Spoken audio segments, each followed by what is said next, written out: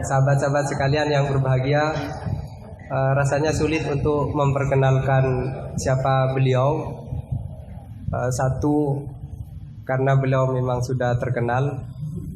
Saya selalu bersyukur kepada Allah Subhanahu wa Ta'ala yang telah menciptakan YouTube, yang memungkinkan orang-orang yang tidak dilirik TV bisa masuk ke sana, sehingga kita bisa mengambil banyak manfaat dan ilmu dari beliau. Ya, beliau sangat terkenal sekali ya kalau di YouTube. Saya lumayan sering mengikuti pengajian dari Kiai.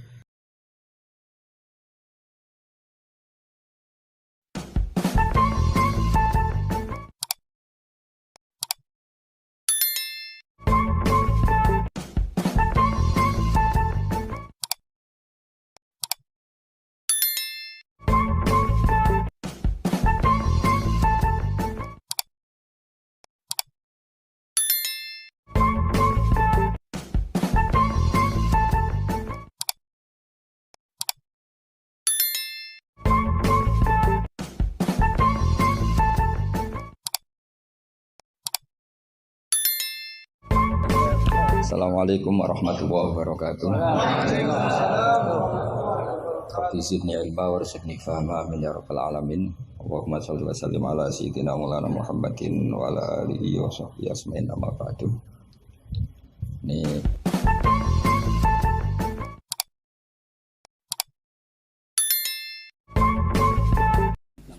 Niki ngaji pinten 20 menit.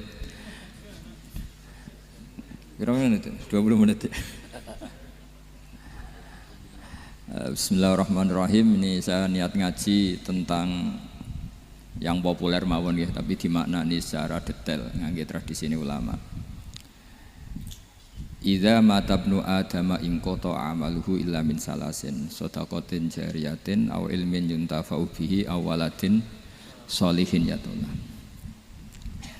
Kula maknani sing ketiga mawon, awaladin sholihin yatullah. Terus walad niku maknane anak. Anak niku saged anak nasab. Kados Habib Umar bin Nisbat Habib Soleh bin Nisbat Habib Ali namanya anak nasab. Lalu sing paling penting dari status anak niku soleh. Soleh niku status perilaku. Ya, dados soleh niku status ingkang soleh. Soleh niku maknane ingkang layak. Yat ulah nembe wonten sifat kedua ingkang ndongakno. Dados pertama nu sementing soleh. Dikata sakniki niku tiyang mendoakan orang tuanya, tapi mboten enten status soleh, ora pati mandi. Jadi ini yang perlu diperhatikan. Jadi status soleh itu kita dapatkan dulu, baru yat ulah. Sekarang do menculot. Anaknya do rapati soleh terus dunga sakjane rapati mandi. Nah niki Habib Ali bejo, anaknya dijinakno soleh ya soleh tenan. Dadi niki pun niku nama merger nih. Dadi soleh kamil.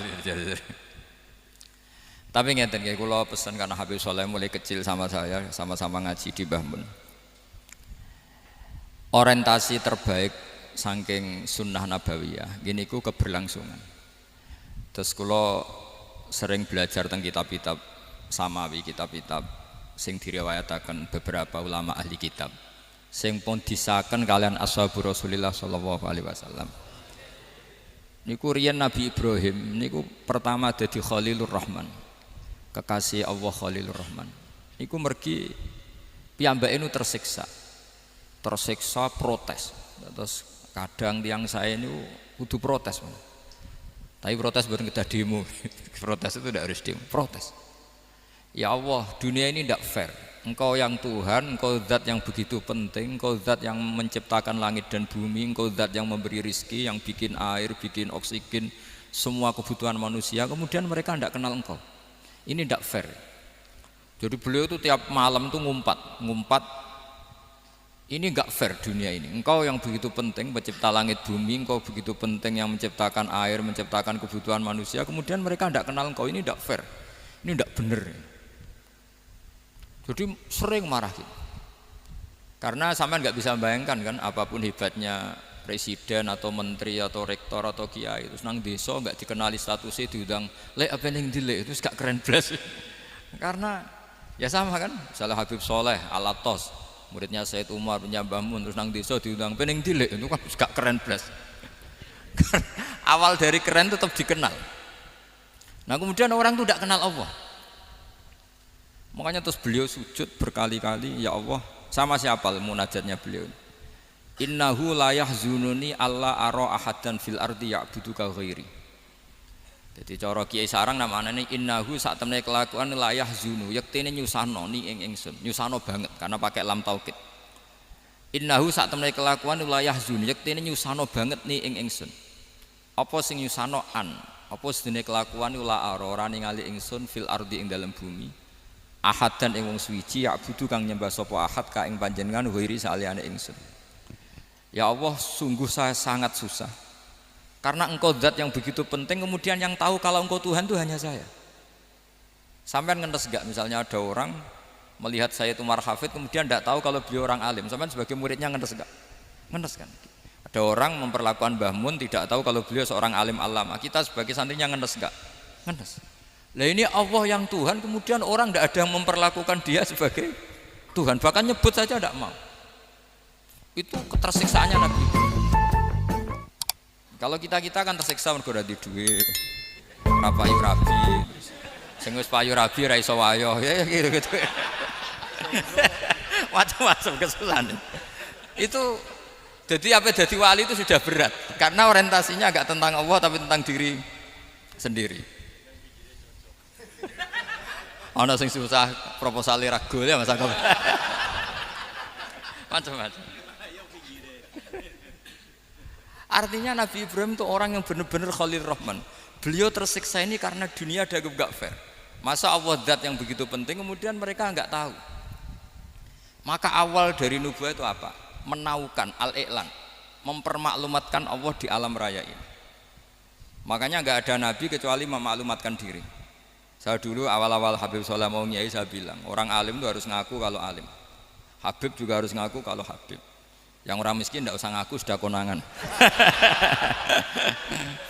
Wong elek ora usah ngaku wis ketara elek. Sudah. Karena agama ini pertama yang menolong itu memaklumatkan. Sehingga pertama Nabi jadi Nabi dari Gua Hira, pertama apa? Cara saiki nggih kira-kira memaklumatkan. Tapi reso dibahasakno jumpa pers. Tapi yang jelas pertama yang dilakukan Nabi setelah di Gua Hira apa? Memaklumatkan diri kalau beliau adalah Nabi. Sehingga dikumpulkan semua terus beliau memaklumatkan diri kalau saya ini Nabi. Karena nggak ada artinya Allah kalau tidak dimaklumatkan. Makanya di Quran itu kalau menyebut Allah atau menyebut kebenaran selalu dimulai dengan kata fa'lam, harus dingertikan. Kita ngerti kemudian mengertikan ke orang lain. Makanya saya sering dulu bilang ke Habib Soleh, nggak boleh orang soleh menyembunyikan diri. Karena nanti kalau orang-orang soleh menyembunyikan diri, sing zuhara ala wajhil ardi adalah sesuatu yang enggak benar. Coba misalnya gini, orang bisa terhibur lewat dangdutan, terhibur lewat maksiat. Sementara orang enggak bisa terhibur lewat thala al-badru alaina, asyraqal kaunu bihaja dan sebagainya. Maka orang-orang soleh adalah orang yang bisa memaklumatkan Allah, memaklumatkan Rasulullah, memaklumatkan Quran dan supaya itu diterima. Karena awal dari orang terima itu tahu dulu. Nah ini tahu saja enggak. Makanya Nabi Ibrahim susah, ya Allah engkau zat yang begitu penting kemudian tidak diketahui.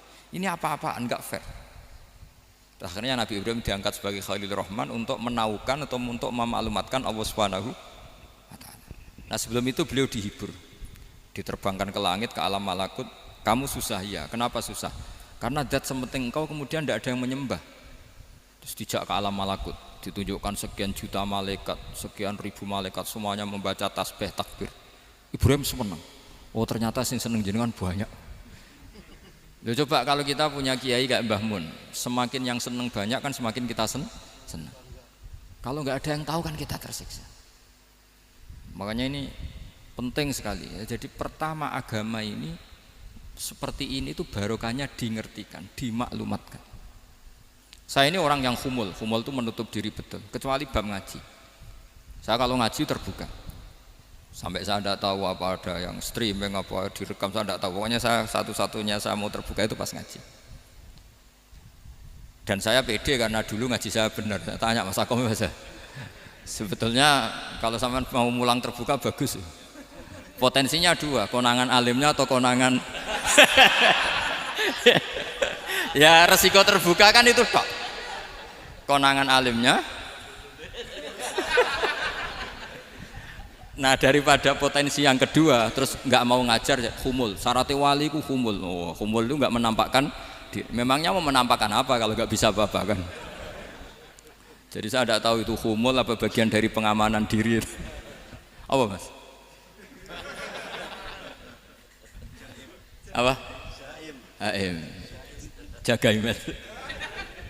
Jadi Nabi itu pertama yang dilakukan apa? Memaklumatkan kalau Allah itu Tuhan. Jadi ciri utama orang soleh itu kalau kebenaran tidak mendominasi bumi ini. Jadi ciri utama orang soleh itu seperti itu. Makanya kenapa saya milih manhaj. Tentu Habib Soleh tidak harus niru saya karena antar orang alim tidak boleh saling mengikuti. Tapi juga seterusnya nggak boleh saling ganggu.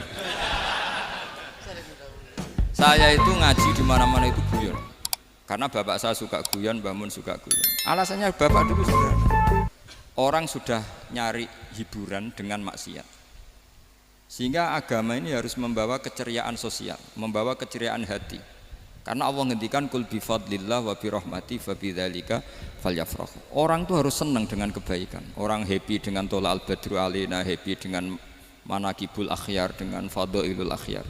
Karena orang di sana sudah senangnya itu kalau ada maksiat. Nah sekarang agama dibawa orang-orang yang tidak menyenangkan juga. Ngaji teko wis merengut. Ada muridnya salah duduk marah. Salah posisi meja marah. Lalu orang-orang kan mikirnya kan daripada ngaji dimarahin terus mendingan ndak kan. Makanya Nabi itu paling marah itu kalau satu kebaikan jadi problem. Mu'ad bin Jabal itu pernah ngimami lama sekali. Dan yang makmum itu akhirnya mufarokoh. Dulu belum ditemukan fikih, tapi orang ini sudah berani mufarokoh. Jadi ini termasuk mujtahid. Sebelum tahu Fathul Mu'in, tahu Wahab, dia sudah berani mufarokoh. Jadi sudah luar biasa. Karena bangsa ibadah yang agak-agak ngawur itu tanpa diajarin sudah do pinter sendiri. Dia mufarokoh. Ketika dia mufarokoh, komentarnya Mu'ad, dia munafik. Sholat belum selesai kok mufarokoh. Singkat cerita Mu'ad melaporkan itu ke Rasulullah. Si tukang penggembala ini juga melaporkan ini ke Rasulullah. Tapi apa kata Rasulullah? Yang Rasulullah itu yang bela, malah bela yang penggembala tadi. Afattanun anta ya Mu'ad. Kamu itu tukang fitnah. Agama ini kalau kamu model begitu orang lari. Basyiru wala tunafiru, yassiru wala tu'asiru. Padahal ini baca Quran panjang, harusnya akan ibadah. Tapi karena ini menjadi problem sosial, orang menjadi tidak nyaman jamaah, itu sudah disalahkan Nabi. Karena tadi, kalau agama ini jadi problem, maka masalah besar. Makanya sifat dasar Rasulullah itu apa? Khafiful ma'unah, biayanya murah. Makanya saya ngaji di mana-mana ya suka seperti ini. Mejanya enggak jelas, pengunjungnya juga agak jelas. Semakin kacau semakin baik kira-kira. Nah, ini pengunjungnya juga seperti ini kan. Nanti sampean yang pidato, jadi tak beri hak gue jelek saya ini namanya aqomaddin. Kalau faman tarokaha fakot. Jadi pilihannya kalau gak aqomaddin ya ada maddin. Jadi kenapa banyak kiai yang ceria? Karena tadi satu-satunya cara kita menandingi hegemoni maksiat adalah pembawa taat itu ceria, karena orang itu mesti mencari kebahagiaan. Sebab itu para nabi itu mengajarkan agama ini dengan cara yang bahagia. Misalnya mangqala la ilaha illallah dakhalal jannah. Nabi tidak ngendikan gini, mangqala la ilaha illallah terus salatnya benar, puasanya benar, belajarnya benar, jadi kiainya benar. Wah itu kalau itu panjang sekali, banyak yang enggak masuk surga. Sementara kubu yang lain kampanye sudah tenang bersama bapaknya di surga. Lah kita kampanyenya, kon salat ra mesti ditampa. Puasa ya ra mesti ditampa. Wis repot, syaratnya ditampa ikhlas wangel. Kowe ora bakal iso. Berarti maknane kan ra bakal mlebu swarga. Akhire wong kan mikir, wis salat tetep ra swarga, puasa tetep ra swarga, mendingan ra salat. Jadi kita ini kan bersaing sama kampanye sebelah gitu. Makanya saya milih manhaj pokoknya Islam apik. Tapi bukan berarti saya menyepelekan aturan-aturan dalam sholat, karena yang kampanye itu sudah banyak. Biasanya kiai-kiai sing kereng kampanye tentang sing kereng-kereng nih. Itu saya manfaatkan, ya sudah, itu bagian jenengan. Jadi orang itu harus mikir. Agama Kristen itu diterima di Eropa di mana-mana. Di antara sebabnya adalah karena orang dijamin masuk surga. Orang mau kayak apa faseknya tetap kalau mati bersama. Kita enggak, sudah kiai, sudah mulang terus masih didoain. Semoga amal baiknya diterima, amal buruknya masih ngeper apa? Dan itu santri saya nanti kalau ziarah saya tuh, ya Allah ampuni Gus Bah ampuni. Itu kan ngenyek orang itu maksudnya. Maksudnya bukan, makanya saya pernah ketemu orang yang berfaham Wahabi. Dia nuduh kalau orang doa ke mayit itu minta sama mayit. Saya bilang, saya saja yang jadi mayitnya enggak siap. Kok bisa? Doanya itu doa ngeper. Masa sama gurunya bilang gini, Allahumma ingkana muhsinan fazid fi ihsani wa ingkana musian. Masa gurunya ditaklek? Jadi dia tidak yakin betul kalau gurunya muhsin. Masih ditaklek, jika guru saya baik maka gini ya Allah, jika guru saya buruk maka gini. Loh, saya tuh gak pernah doain Mbah Mun gitu, tak anggap gak sopan. Jadi kalau saya berdoa, ya Allah jenengan izzihi apa ya, jenengan balas lah, izzihi anna anil muslimina khairan katsira wa antal ghafurur rahim wa anta gitu. Saya gak tega muni wa ingkana musian. Jadi kayak ada sopan ya. Loh, kalau aku yang mati saya bilang gitu. Tak balik malah ingkana musian, malah ada terusannya bahwa kadalik. Jadi makanya mereka kan sering pakai dalil, andai kan tradisi itu benar, maka yang paling pertama melakukan itu sahabat. Selalu mereka berargumentasi kalau itu tradisi yang benar, maka pertama yang melakukan itu sahabat. Ya gak mungkin sahabat masa bilang ke Nabi ingkana, bisa kafir berat kan? Masa kesolehannya, lu andai kan Abdul Qadir wafat di mana ini ngomongin? Beduk. Saya tidak akan berdoa seperti itu. Oh, bisa marah Abdul Qadir Jailani. Masa kesalahan beliau di ingkana musinan sama ingkana musian. Jadi orang tuh harus mikir. Jadi saya dengan bukan berarti Gus Bah bid'ah menciptakan doa baru. Ini bukan urusan menciptakan. Orang yang punya sopan spontan seperti itu. Ini bukan urusan modifikasi doa Anda. Makanya kenapa para nabi itu tidak disolati dengan cara seperti itu, langsung assalamualaikum ya Rasulullah, assalamualaikum ya Abu Bakrin, assalamualaikum ya Umar. Enggak mungkin kita mengatakan ya Abu Bakrin, ya Allah ingkana. Masa Abu Bakar diingkana? Kalau dia, bukan kalau beliau ashabu Rasulillah, pasti orang Sayyid itu dzurriyyatu Rasulillah, pasti al-tahirin al-mutahharin. Guru-guru kita ini guru-guru kita. Jadi tolong doa itu. Nah, kalau terpaksa doa wa ingkana musian, anggap saja hafalnya hanya itu, tapi jangan dijiwai, apa? Jangan apa? Dijiwai. Kalau ditanya, "Lho Gus, ini orang soleh kok doanya wa ingkana musian?" Itu kan guru jenengan. Apalku ikut tok.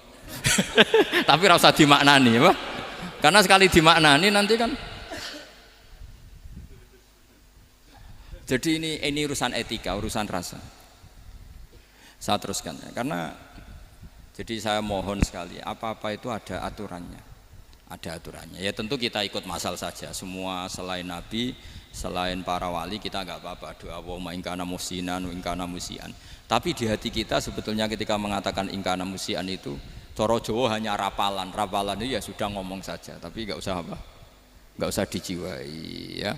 Yang dijiwai kita adalah sifat ghafurnya Allah. Bukan status mayitnya, tapi sifat ghafurnya Allah. Karena kata musik itu kan enggak nyaman. Makanya Nabi itu hebatnya Nabi, ya tentu karena bentukan Allah Subhanahu wa taala. Adabani Rabbi fa ahsana ta'dibi. Itu kalau nyifati tentang keburukan orang mukmin itu diikutkan sifat ghafurnya Allah. Jadi misalnya gini, kalimatnya liyukaffirallahu anhum aswa alladzi amil. Atau sebagian ayat misalnya wa yukaffiru anhum sayiatihim. Jadi sebetulnya kalau terpaksa mengatakan orang itu buruk, itu sebenarnya dari Allah dulu kita mengatakan Allah itu zat saking baiknya itu mengampuni salahnya seseorang. Jadi nyifati Allah dulu, Allah saking baiknya itu mengampuni salahnya orang-orang baik. Karena orang-orang baik juga manusia, Ustadz juga. Tapi lebih ke nyifati ke Allahnya. Kalau kita kan enggak, lebih tertarik nyifati mayitnya. Sehingga kita di hati itu mayit iki ra tak jalukno sepuro tuntas kayak gitu. Jadi kalau di Quran tidak seperti itu. Jadi kita lebih mensifati Allah itu Ghafur, Afuwun Karim. Makanya seperti doa-doa kita kalau Ramadan gini. Allahumma innaka afuwun karim tuhibbul afwa, baru bakas fa'fu anna. Jadi ada aturannya. Meskipun ilmu ini agak jelimet, tapi bagi ahlinya ini ma'ruf. Kalau sampean nggak paham berarti nggak ahlinya. Jadi ilmu ini agak jelimet, tapi ma'ruf. Nah, sehingga Rasulullah kalau kita meyakini syafaatu Rasulullah SAW, itu cara berpikir harus kita balik. Misalnya begini, wong Islam nakale ngono, penggaweane maksiat kok disyafaati Kanjeng Nabi kurang penggawean. Caranya berpikir jangan gitu. Kalau gitu kowe mari mangkel, wong nakale ngono kok untuk syafaati Kanjeng. Tapi cara berpikir gini, syafaatu Rasulillah itu wasi'ah, luas sekali. Syafaatu Rasulillah ghairu munhasirah, tidak terbatas. Syafaatu Rasulillah itu lebih sakti ketimbang dosanya umatnya. Semua ulama dulu kalau nyifati Allah juga gitu. Allahumma misalnya, maghfiratuka awsa'u min dzunubina. Ya, yang misalnya yang pakai mutakalim ya Allahumma maghfiratuka awsa'u min dzunubi wa rahmatuka arja inti min amali. Jadi jangan kitanya dulu. Kalau kitanya dulu kan nyifati kita dosa banyak. Itu sama ndak usah ngaku, sudah tahu semua. Tapi nyifati pertamanya apa? Allahumma maghfiratuka awsa'u min dzunubi wa rahmatuka arja inti min amali. Sehingga dari nyifati maghfiratullah yang wasi'ah, yang tidak terbatas, kemudian kita sah mengatakan bahwa ahlul maksiat pun mungkin atau berhak dapat ampunan. Sama, syafaatu Rasulillah itu ghairu munhasirah, syafaatu Rasulillah itu wasi'ah. Sehingga sahlah riwayat syafaati li ahlil kabair min ummah. Itu bukan menyangkut melegalkan kabirah, bukan menyangkut mengesahkan orang Islam dosa besar, karena nanti dapat syafaatnya Rasul. Cara berpikir jangan gitu. Nanti kamu mentasjek, memberanikan orang melakukan maksiat berdasar iktimat syafaati Rasulillah. Itu jangan gitu cara berpikir, dibalik apa? Syafaatu Rasulullah awsa'u wa awsa'u. Sangat luas. Sehingga saking luasnya sampai yang tukang maksiat saja kebagian. Sama, rahmatnya Allah Ta'ala itu wasi'ah. Rizkinya Allah ya wasi, sampai wong nganggur ya iso mangan ngono. Lah begitu juga rahmati Allah Taala itu wasiah, sampai wong sing sumpek utange akeh ya iso guyu ngono lho.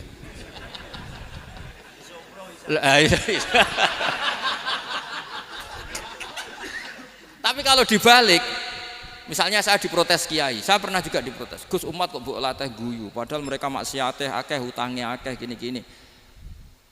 Karena kamu menyifati orangnya. Kalau menyifati orangnya sampean guyu haram. Utang jatuh tempo, sampean gak mikir dosa ndak?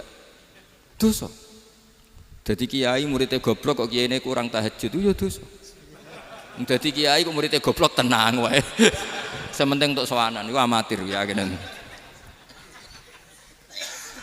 Mestinya cara berpikir dibalik. Rahmatullah wasi'ah, rizquhu ya wasi', fadluhu wasi'. Sampai wong sumpek wae iso guyu. Sehingga kita ini sudah objek. Loh, kita ini tidak subjek. Di alam raya ini kita tidak subjek, tapi apa? Objek. Makanya saya berkali-kali mengatakan, mbok kayak apa sumpeknya kita, tetap wong iso guyu. Karena apa? Allah mensifati dirinya wa annahu wa adhaka wa abka. Allah itu adhaka, zat yang memberi orang iso guyu. Wa abka lan zat sing maringi wong iso nangis. Karena sifatnya Allah Ta'ala pasti nafidah, sifatnya Allah Ta'ala pasti terjadi. Dan kita objek. Makanya wong sumpek utange akeh, bojo ora percaya, tangga ora percaya, nak guyu banter-banter. Karena Allah ku adhakadat sing maringi guyu. Wa abka, sudah presiden, sudah gubernur, sudah menteri. Nak Allah kepengin nangis no yo nangis. Coba ngeluhnya apa kalau misalnya jenengan seorang mantan presiden atau mantan gubernur. Kadang anaknya calonan RT mbok menang bondak. Ngeluhnya apa orang alim misalnya, alim alama, anaknya mau jadi jurumiyah ra iso. Susah. Kaya raya anaknya jadi pasien, susah. Allah punya cara untuk abegah, untuk bikin orang nangis. Nah karena kita ini objek, pasti sesupuk apapun orang yang bisa tertawa ya bisa nangis. Makanya banyak ulama yang nggak terlalu serius mikir agama ini, bukan karena dablek, enggak, karena Allah mensifati dirinya Al-Hadi yang memberi petunjuk. Kita gak ditunggoni Kanjeng Nabi, gak ditunggoni Wali Songo, gak ditunggoni para alawiyin yang dulu, gak ditunggoni Habib-Habib yang kayak Said Abdul Al-Haddad. Tapi karena Allah itu Al-Hadi yang memberi petunjuk, dan sifatnya Allah Ta'ala la budda wa ayat entakuna nafidah. Sifatnya Allah pasti nafidah. Amerika kayak apa liberalnya, sekarang trennya juga banyak yang masuk Islam. Kampung-kampung pedalaman gak ada kiainya, cukup mudin. Kadang yang membawa agama itu orang yang ke situ mau nyari kayu. Orang di pedalaman Kalimantan, Sulawesi itu pertama itu nyari kayu, tapi bawaan hidayat, lama-lama bikin masjid.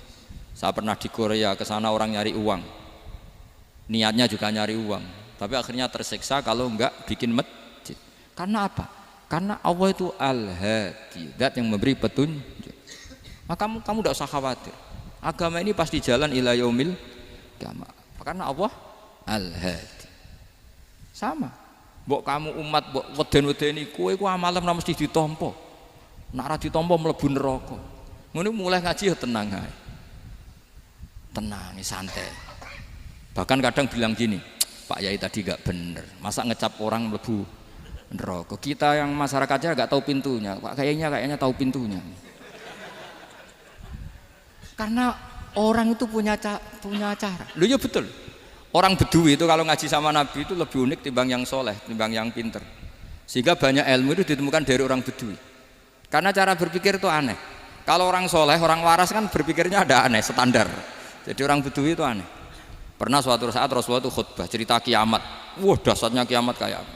Semua orang diam nangis semua. Orang Bedui enggak, lebih cerdas. Ini Nabi itu aneh. Cerita kiamat kok udah ada tanggalnya ini gimana? Orang nangis semua karena dahsyatnya kiamat kayak gitu. Bumi dihancurkan, wus. Kan terus sudah nangis dewi-dewi. Ya ono sing nangis pabrik banyune macam-macam ya. Ini kalau kiamat gimana ini perjalanan air kemasan saya kan orang mikir mikir dewi-dewi gitu. Tapi ini enggak.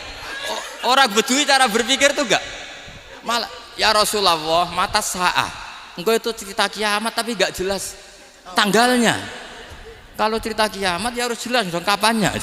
jadi unik. Jadi cara berpikir sahabat kaget semua loh. Kaget. Karena gak kepikiran. Nabi a'radu anhu, a'radu itu mengabaikan. Banyak sahabat yang menganalisis lam yasma kan. Nabi memang gak dengar sehingga mengabaikan. Ada yang analisis lagi sami'a wa kariha. Sebenarnya Nabi dengar itu gak berkenan karena tengah-tengahnya khutbah kok tanya. Tapi si Arabi ini cerdas. Masuk akal kan? Misalnya mau pilihan presiden, orang mesti tanya kapan kan gitu. Ya kan? Mau ganti presiden atau ganti bupati, takarannya orang kan kapan? Kayak Mas Akom jadi wali ndak? Pertanyaannya kan kapan? Kalau jatuhnya kan sudah ya. Sehingga tanya, mata sa'ah ya Rasulullah. Lama-lama Nabi diangen-angen, bener juga orang ini. Saya cerita kiamat kok gak jelas kapannya. Ini Nabi menjawab. Tapi karena Nabi orang-orang yang sangat pinter, tanya balik. Ma'atat talaha. Lalu kalau kamu berani tanya kiamat kapan, saya tanya balik. Ya persiapan kamu apa? Jawabnya santai saja. Fa wallah ma'atatulaha kabira sholatin wala siyamin walakinni uhibbuka ya Rasulullah. Saya enggak menyediakan apa-apa, sholat saya biasa aja, maksudnya standar. Ya kira-kira 5 waktu pas. Ya jenis saya lah kira-kira gitu. Wala kabira siyamin, dan saya puasa ya standar saja pas. Walakinni uhibbuka ya Rasulullah. Tetapi saya mencintai engkau ya Rasulullah. Jawabannya Nabi apa? Almar'u ma'aman ahabba. Sebagian riwayat anta ma'aman ahbabta. Jadi hadis itu populer tuh barokahnya wong desa tadi. Andai kan dia punya etika maka sowan dulu tanya 4 mata. Itu jadi hadis ahadi. Tapi barokahnya dia selonong di depan umum. Zaman Nabi khutbah itu jadi hadis mutawatir. Jadi kadang barang baik itu barokahnya orang yang enggak baik. Maksudnya su'ul adab. Tanya gitu kan su'ul. Tapi itu barokah. Akhirnya hadis itu mutawatir karena didengar ribuan sahabat yang mendengarkan khutbahnya Rasulullah. Tapi kalau hadis itu satu-satu kan khossoni bidzalika Rasulullah, khossoni bidzalika Rasul, itu nanti jadi hadis ahadi yang kualitasnya jauh di bawah hadis mutawatir. Jadi barokahnya orang sul adab itu ya ada. Karena Allah yang mendesain ini. Akhirnya kata sahabat, kata Anas bin Malik, mereka itu mangkelnya bukan main sama Arabi tadi, karena tanya nggak sopan sama Rasulullah. Tapi setelah Nabi jawab almar umma aman ahabba fama farihu bisyai'in farahum bidzalika badal. Mereka tidak pernah senang dengan hadisnya Nabi sesenang riwayat almaru ma'aman ahabba. Barokahnya Arabi Bedui. Makanya saya sebagai kiai ini Bedui saya tak pertahankan ila yaumil qiyamah. Karena umat ini pernah terbarokahi oleh orang apa? Bedui. Subal barokai suladab tadi. Jadi mohon ini supaya majelis ini kan majlisul iltorti Rasulullah, coba terlatihlah mengatakan Allah itu subjek, Allah itu al-fa'ilul mukhtar, Allah itu al-fa'ilul mukhtar, Allah itu yang menentukan alam ini. Dan Allah mensifati dirinya wa annahu huwa adhaka wa abka. Allah itu zat yang memberi orang itu bisa tertawa. Dan Allah juga yang memberikan orang itu bisa menangis. Mbok kayak apa kamu neror umat, amal nggak mesti diterima gini-gini. Ternyata neng majelis nangis ya, mulai guyu. Kadang guyu-guyune ngenyak tenane. Daripada apa ya agak-agak merodok orang yang dohirnya beda dengan batinnya, nggak perlu distatuskan seperti itu. Ya sudah biasa saja. Jadi, nah. Fi muqaddimihim, imam besar dalam manhaj ini namanya Abul Hasan apa? Asyadzili. Abul Hasan Asyadzili itu kalau ada orang tanya gini, Beb saya ini susah, sholat saya tidak mesti diterima Allah gini-gini, marah. Enggak usah. Kafa bika jazaan an radiyaka laka ahlan. Sudah kamu ditakdir pernah sujud itu sudah keren. Saya itu andaikan dapat kabar dari malaikat bahwa sholat kamu tidak diterima, saya tidak susah. Bukan karena sombong. Pernah ditakdir sholat sujud ning Allah itu keren. Kayak apa malunya kita ketemu Allah kemudian kita di bumi tidak pernah sujud. Makanya cara Abul Hasan Asyadzili kowe ora usah mikir sholatem ditampa ta ora usah mbok mikir. Kowe ditakdir tau sujud itu hebat. Kafa bika jazaan an radiyaka laka ahlan. Cukup kamu mendapat balasan dari Allah, kamu pernah ditakdir sujud. Gak perlu ngaji alim alama, nggawa sawi ngalor ngidul jalalain keren. Paling gak malaikat pernah melihat kamu, wah gue tak kitab kuwedi. Gak penting pahammu gak penting, karena isra bakat paham mas. Jadi Abul Hasan Asyadzili adalah orang yang dan itu Al Hasani ya, dan itu Al Hasani. Makanya macam-macam kita yang Al Husaini sudah kita punya Faqih Muqaddam, punya banyak. Di Al Hasani yang paling populer diantaranya adalah Abul Hasan Asyadzili. Beliau tuh kalau ngendikan sesuatu itu positif terus. Termasuk itu ketika ada orang resah sholat saya diterima ndak, kata beliau wes sing sempurna ditakdir tahu sujud. Saya itu sebetulnya kadang-kadang miris, wes sholatku tompo ta ora, tapi saya sangat sadili, sangat sadili. Saya nggak pernah berdoa ya Allah ibadah kami jenengan terima ndak, karena takut kalau doa gitu keterusan itu terus ditompo ora ya. Akhirnya keterusan gitu, akhirnya ngenes. Masa orang pernah sujud ngenes? Lama-lama gini setan masuk. Apa artinya saya sujud ternyata gak diterima? Lu wong kawula kok iskal tentang pernah sujud. Itu kan ibarat gini, kamu ngasih uang sama orang tua kamu, misalnya Habib Soleh ngasih uang Habib Ali, terus apa artinya tak kasih kemudian beliau tidak terima kasih, itu kan lucu. Terima kasih tidak terima kasih seorang anak ngasih orang tua itu keren. Makanya saya bangga dengan Habib Soleh ketika beliau mengumrohkan Habib Ali, sudah mendaftarkan haji Habib Ali. Gak usah mikir diterima apa enggak. Wes keren, itu sudah perilaku yang keren, yang hebat. Makanya saya sering ada orang mau cerai tanya saya, Gus saya ini cerai gak, istri saya kurang ajar gini. Gak usah. Tapi bojo kula judes. Uang di bojo itu wes keren, paling gak kowe ra darani jomblo.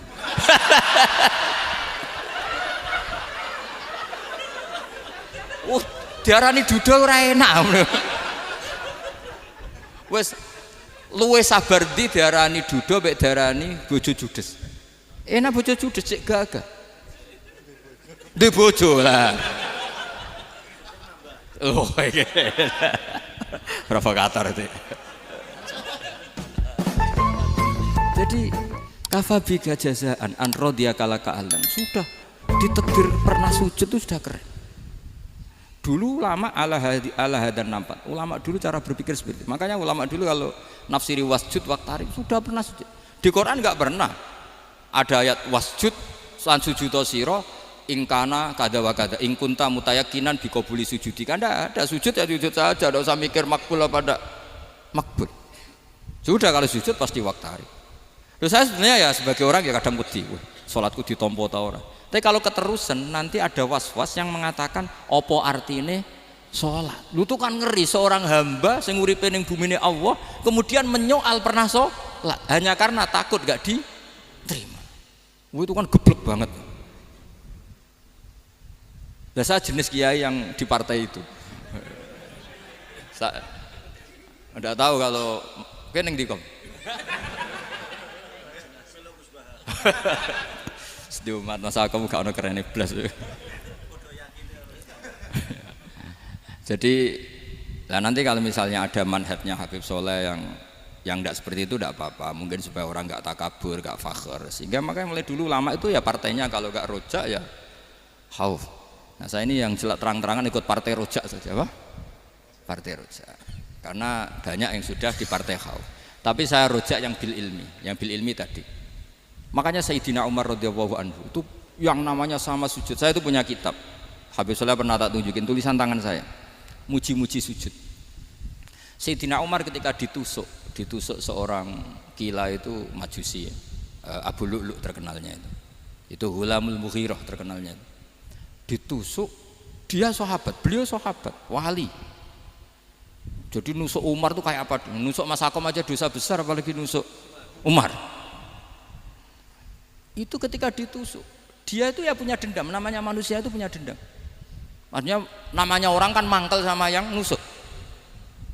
Kalau orang mangkel itu inginnya kan yang nusuk itu masuk neraka. Tapi apa kata Umar? Ngendikan gini, tanya pertama, yang nusuk saya siapa? Orang Majusi, Hulamul Mughirah. Alhamdulillah alladzi lam yaj'al maniyati biyadi rajulin lam yasjud laka sajdatan yuhaju biha indaka yaumal qiyamah. Saya itu senang Gusti, yang nusuk saya orang yang nggak pernah sujud sama jenengan. Jika kalau saya dendam supaya dia masuk neraka, saya nggak takut orang itu nuntut sama saya. Tapi kalau dia pernah sujud, pernah sholat, kemudian dia masuk neraka karena nusuk saya, kemudian dia berargumentasi, saya pernah sujud ya Allah, kenapa engkau masukkan neraka? Saya tidak berani jawab ya Allah. Saking hormatnya sama yang namanya sujud. Jadi kamane dendamnya kesampaian cara Jawa ya. Dendam dengan tanda kutip ya, tidak makna semestinya. Jadi mangkel mbek sing nusuk nak mlebu neraka pantes wong ora tau sujud wae Gusti gitu. Tapi kalau pernah sujud kemudian dia masuk neraka karena saya, bisa yuhajuni biha yaumal qiyamah. Jadi kayak apa sujud? Saya apa? Nabi itu kalau muji sujud sampai ngingetkan wa hatta takuna sajdatul wahidatu khairan minad dunya wa ma fiha. Nanti kalau kamu di akhirat ketemu Allah, kenangan terbaik kita apa? Di dunia pernah sujud. Keren aja. Cara ning pondok wis tau bayar seharian lho. Cara sowan kiai tau ngamplopi Mas. Wis go jajan. Nah tapi kadang setan itu masuk tadi. Apa artinya sujud gak mesti ditompo, apa artinya sowan Habib ngaturi ra mesti ditompo, ngaturi kiai. Akhirnya ada ketakutan. Nah kalau ketakutan ini berlebihan lama-lama, ma faidatus sujud. Wah itu sudah buruk sekali wong hamba kok tanya ma faidatus sujud. Lah ini di pentingnya mazhab-mazhab Syadzili. Jadi saya ngaji agak-agak uraan itu amdan. Kalau ini watak sudah bukan. Jadi uraan itu ada dua. Ada yang amdan bismil ilm, ilmunya banyak terus milih manhaj. Insya Allah saya partai itu. Ada yang uraan bakat Mas. Ada ya? Ada apa banyak? Nah sebetulnya khauf juga gitu Bim. Ada khauf itu karena ilm. Ada Habib alim alama atau kiai alim alama, dia tahu masyarakat kalau ngikuti Gus Bak nanti jadi fakhr, kurang tawaduk, terus dia milih partai khauf.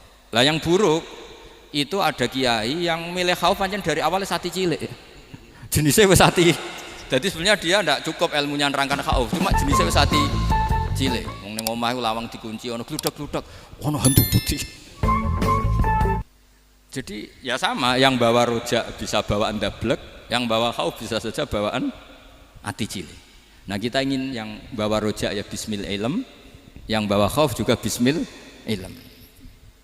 Ya ono teh Mas, wong sing ati gede, pegawene dua blek, tapi enggak bawaan rojak, memang bawaan dablek. Ada yang ati cilik tapi bawaan khauf. Jadi mengatakan khauf tapi sebetulnya bawaan ati cilik.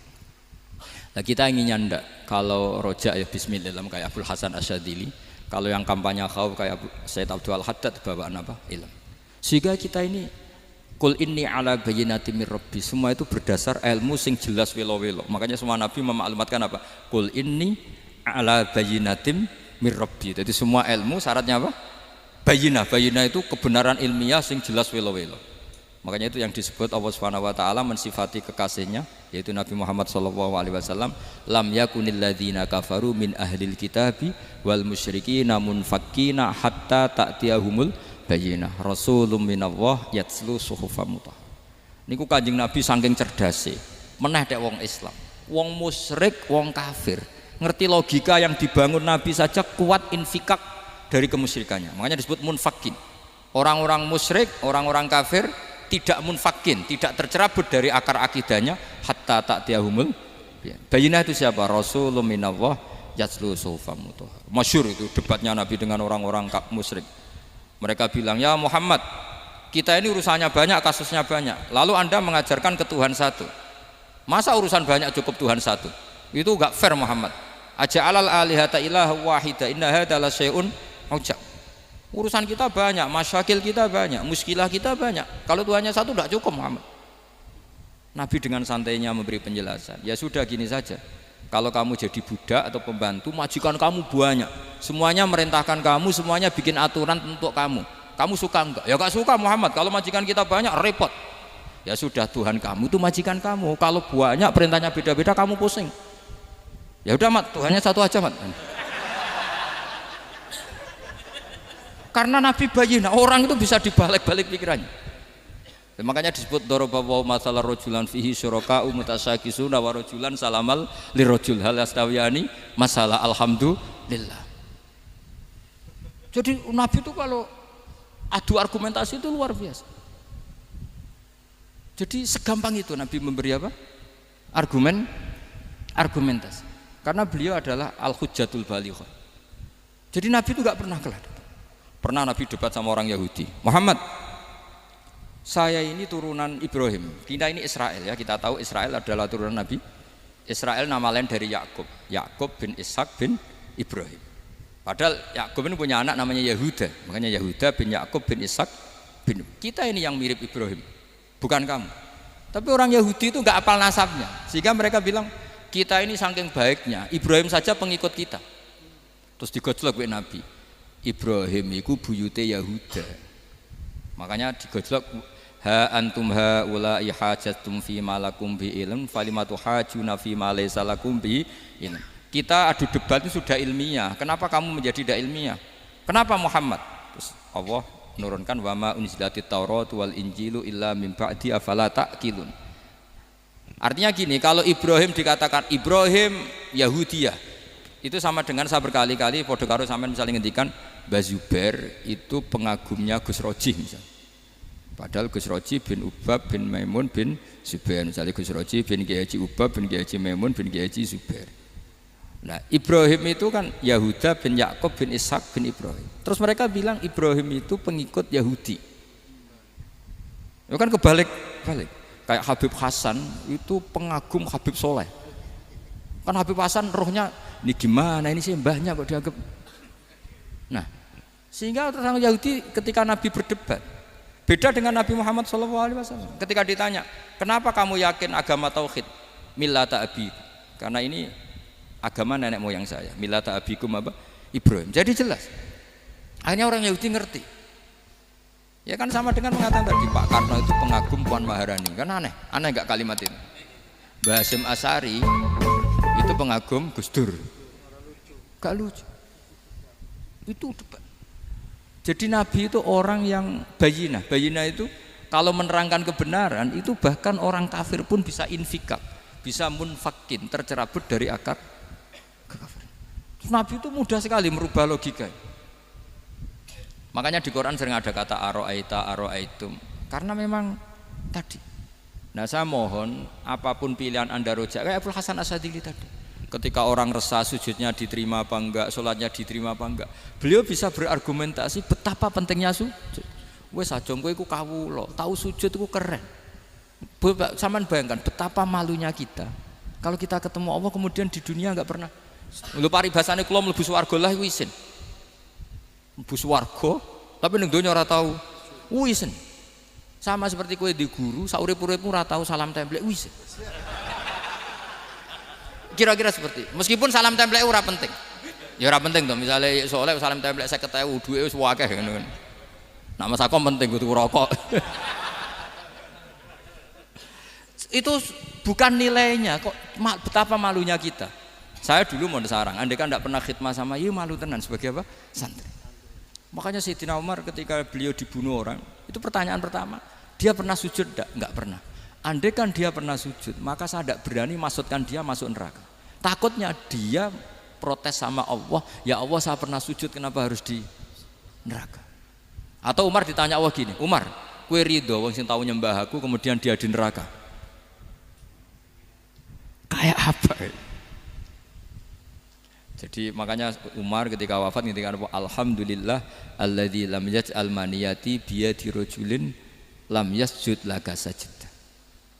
Ya jadi saya mohon sekali jadi majelis ini sebuah majelis mubarak, caranya tauhidnya dibenarin ya, tauhidnya dibenarin. Jadi Allah itu adhaka wa abka, Allah itu al-hadi, Allah itu ar-razzaq. Sehingga menteri ekonomi mbok salah rumusillah wong tetep mangan. Mergo Allah itu ar-razzaq. Mbok negara dikelola keliru lah wong tetep mangan, wong Allah itu ar-razzaq. Kiai rada akeh sing di masalah. Tapi ya tetep agama ini jalan.